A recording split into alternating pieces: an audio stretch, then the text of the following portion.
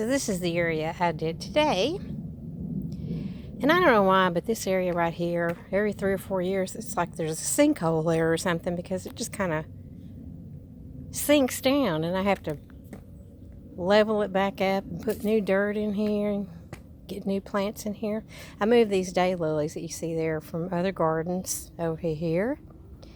And there's the little ground cover I moved from a woodland garden I had and a hydrangea. When I first got here, I set up gardens everywhere, and I quickly found out that without a full-time gardener, I just couldn't keep up with all of it. So some of the areas I'm going to let go back to woodsy looking stuff and just keep the main garden areas here. Tomorrow I'm going to put the clematis there. You see I got the trellis set up already. And because clematis like shade on their feet, I'll put a hosta there in front of it.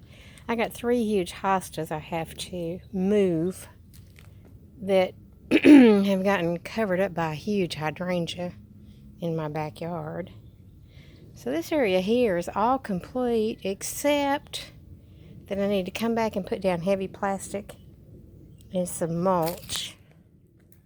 Now when I first moved here, this whole area that you see that I just showed you had real heavy plastic on it and mulch in the area.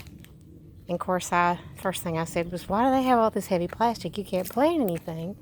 And the first thing I did was rip all the plastic up. Well, I soon discovered the reason why they had all of that is because this area right here gets taken over by weeds, very invasive weeds, very easily if you don't keep the plastic down in the mulch. So I will be coming back over all this area with heavy plastic and cover it up with mulch.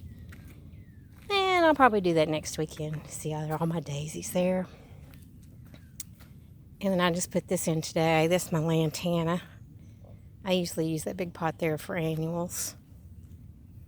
More daisies. And the scabioses, which are just about to get finished blooming. And all these seed heads here that you see, we'll reseed them next year, and there'll be more and more every year. So that's that garden.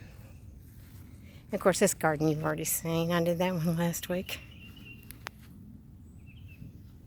Now the hydrangea that you see there is one that I moved from this garden over here. And Cody, I'm going to be digging up a lot of irises over here to send to you because I'm going to let this area go back to woods. It's just too hard to maintain. As you can see, there's pine trees everywhere. I'll probably leave that azalea that's there because they do okay in a woodland area.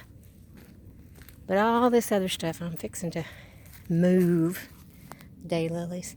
There's my Fred Flintstone couch. I'm going to move it over by the house.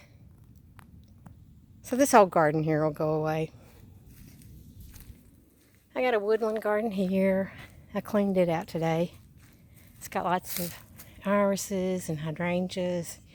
And it's pretty easy to maintain because it's right under these trees. You have all this good leaf mixture that creates a mulch area. And that garden, I had a couple of daylilies in there. I moved them over where the other garden was that you saw before. Now tomorrow's job is going to be, I have some huge